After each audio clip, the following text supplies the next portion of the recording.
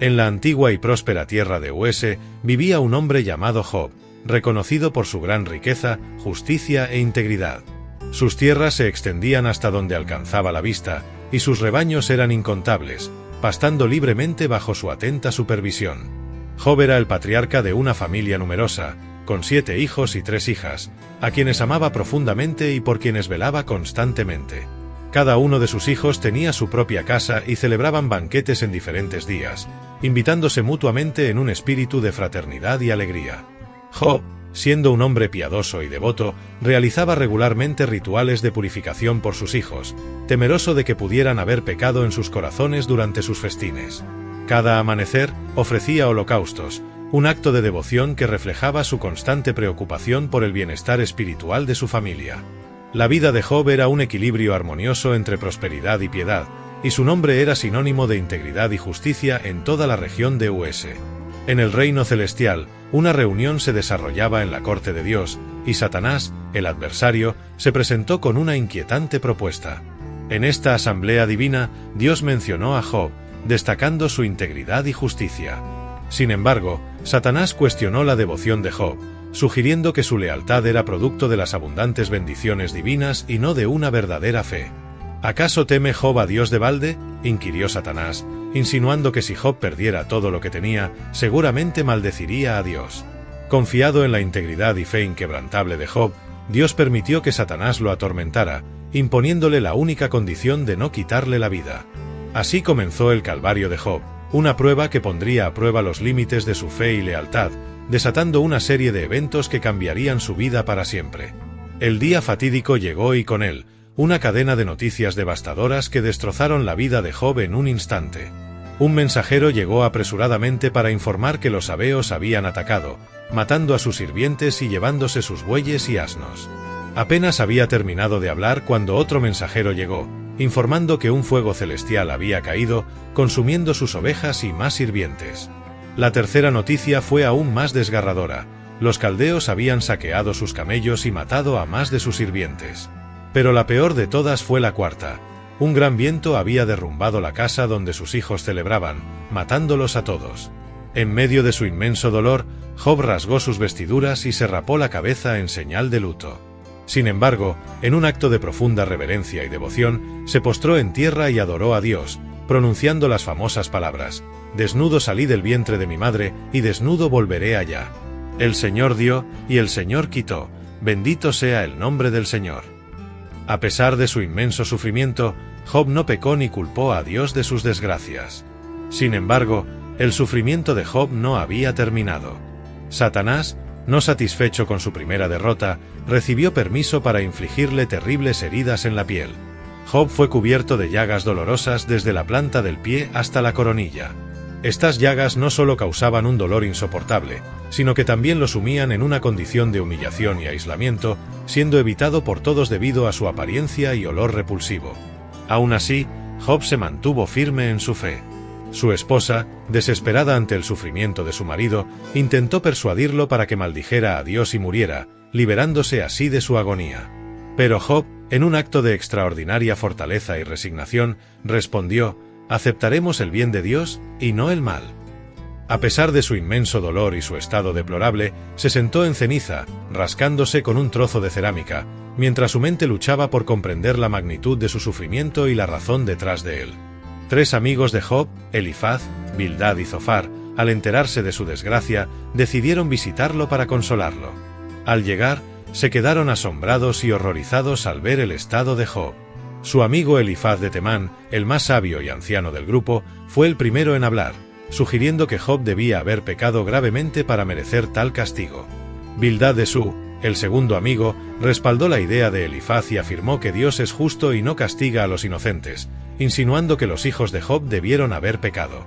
Zofar de Naamat, el más joven y vehemente, fue aún más directo, acusando a Job de ser hipócrita y exhortándolo a confesar sus pecados y buscar el perdón de Dios. Cada uno de ellos, en largos discursos poéticos y teológicos, trató de convencer a Job de su culpabilidad y de la justicia de Dios. Pero Job, indignado y dolido por las palabras de sus amigos, los llamó médicos inútiles y defendió vehementemente su inocencia. En su desesperación, Job cuestionó la justicia de Dios y anheló un mediador que pudiera interceder por él. Clamó por una audiencia directa con Dios para presentar su caso, lamentando su condición y expresando su incomprensión ante el sufrimiento inmerecido. Job no entendía por qué estaba sufriendo tanto si había vivido una vida justa y piadosa. Su dolor y sufrimiento lo llevaron a una profunda reflexión sobre la naturaleza del sufrimiento humano y la justicia divina. En su angustia, Job expresó su deseo de que alguien escribiera sus palabras en un libro, para que su inocencia pudiera ser conocida por las generaciones futuras. Su angustia lo llevó a cuestionar el orden del universo y la justicia divina, mientras sus amigos seguían insistiendo en que debía haber algún pecado oculto en su vida. Dios finalmente intervino, hablando a Job desde un torbellino. En una serie de preguntas retóricas, Dios le recordó a Job la vastedad y complejidad de la creación, que estaba más allá de la comprensión humana. Le habló de los misterios del universo, de la naturaleza y de la vida misma, demostrando que Job no estaba en posición de juzgar los designios divinos. ¿Dónde estabas tú cuando yo fundaba la tierra? Házmelo saber, si tienes inteligencia, preguntó Dios, desafiando a Job a responder. Dios continuó describiendo la majestuosidad de su creación, desde los confines del mar hasta los límites del cielo, mostrando a Job que su perspectiva era limitada y que no podía comprender completamente los caminos de Dios. Ante la majestuosidad y sabiduría de Dios, Job quedó abrumado. Se arrepintió de sus palabras y reconoció su pequeñez ante el Creador, diciendo: «Yo sé que todo lo puedes, y que no hay pensamiento que se esconda de ti. De oídas te había oído, mas ahora mis ojos te ven. Por tanto me aborrezco, y me arrepiento en polvo y ceniza». Tras la intervención divina, Dios restauró la fortuna de Job. Le otorgó el doble de lo que había perdido: 14.000 ovejas, 6.000 camellos, 1.000 yuntas de bueyes y 1.000 asnas. Además, Job tuvo otros 10 hijos, 7 varones y 3 mujeres, que fueron los más hermosos de toda la tierra. Los nombres de sus hijas eran Gemima, Cesia y Kerenapuc, y se dice que no había mujeres tan bellas en toda la tierra como las hijas de Job. Job vivió una vida larga y plena, siendo aún más próspero y respetado que antes. Sus hermanos, hermanas y todos sus conocidos vinieron a su casa y comieron con él, consolándolo por todo el mal que el Señor había traído sobre él. Los amigos de Job, reprendidos por Dios por no haber hablado correctamente de él, tuvieron que ofrecer sacrificios y pedir a Job que intercediera por ellos. Job, demostrando una vez más su carácter justo y piadoso, oró por ellos y Dios los perdonó. La restauración de Job fue un testimonio de su inquebrantable fe y de la justicia divina, y su historia se convirtió en un símbolo de esperanza y redención para todas las generaciones futuras. La historia de Job no solo es una crónica de sufrimiento y restauración, sino también una profunda exploración teológica sobre el sufrimiento humano, la justicia divina y la fe. Job nunca llegó a comprender completamente las razones detrás de su sufrimiento, pero su historia enseña la importancia de la fe y la confianza en Dios, incluso en los momentos más oscuros. Su vida es un testimonio de que la verdadera fe no depende de las circunstancias materiales, sino de una profunda confianza en la bondad y justicia de Dios.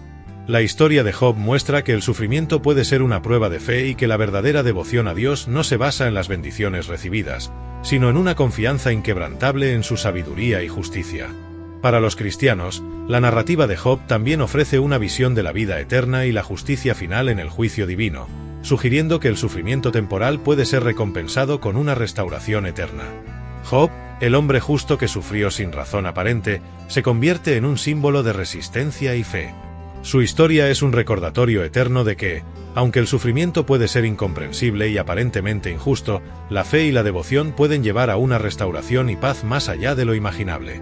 La vida de Job, marcada por la tragedia y la redención, sigue siendo una poderosa lección de humildad y esperanza para todas las generaciones. Nos enseña que, aunque no siempre podamos entender los designios de Dios, podemos confiar en su justicia y amor, sabiendo que Él tiene un plan más grande para nuestras vidas. La historia de Job, con sus profundas enseñanzas sobre la fe, la justicia y el sufrimiento, sigue resonando a través de los siglos, ofreciendo consuelo y esperanza a aquellos que enfrentan pruebas y tribulaciones.